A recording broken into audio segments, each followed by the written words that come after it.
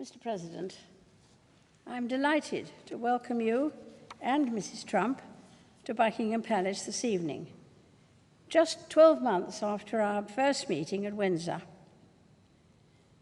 Visits by American presidents always remind us of the close and long-standing friendship between the United Kingdom and the United States.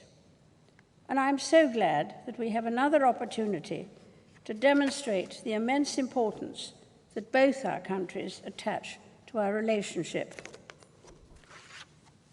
In the coming days, you will see some of our most treasured historical buildings, speak to the business leaders whose expertise and innovation drive our economies, and meet members of our armed services, past and present. You will also travel to Portsmouth and Normandy to commemorate the 75th anniversary of D-Day. On that day, and on many occasions since, the armed forces of both our countries fought side by side to defend our cherished values of liberty and democracy. Mr. President, in your State of the Union address this year, you paid tribute to some of the American heroes who risked their lives, and we owe an immeasurable debt to the British, American, and Allied soldiers who began the liberation of Europe on the 6th of June, 1944. I paid my first state visit to your country at the invitation of President Eisenhower. As Supreme Allied Commander, he had ultimate responsibility for the execution of the Normandy landings. In his headquarters in St. James's Square, not far from Buckingham Palace, British and American officers worked closely together to plan the freedom of a continent. And it would be no exaggeration to say that millions of lives depended on their common endeavor. As we face the new challenges of the 21st century, the anniversary of D-Day reminds us of all that our countries have achieved together.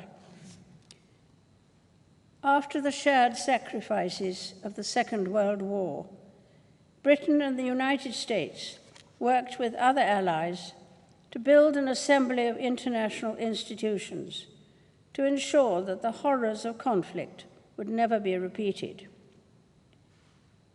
While the world has changed, we are forever mindful of the original purpose of these structures, nations working together to safeguard a hard-won peace.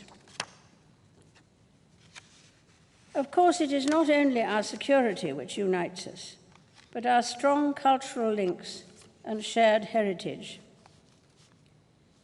Every year, there are almost 4 million visits by Americans to the United Kingdom, with a great number claiming British descent. And with your own Scottish ancestry, Mr. President, you too have a particular connection to this country. We are also bound by the strength and breadth of our economic ties as the largest investors in each other's economies. British companies in the United States employ over 1 million Americans, and the same is true vice versa. Mr. President, as we look to the future, I'm confident that our common values and shared interests will continue to unite us. Tonight, we celebrate an alliance that has helped to ensure the safety and prosperity of both our peoples for decades, and which I believe will endure for many years to come. Ladies and gentlemen, I invite you all to rise and drink a toast to President and Mrs. Trump, to the continued friendship between our two nations, and to the health, prosperity, and happiness of the people of the United States.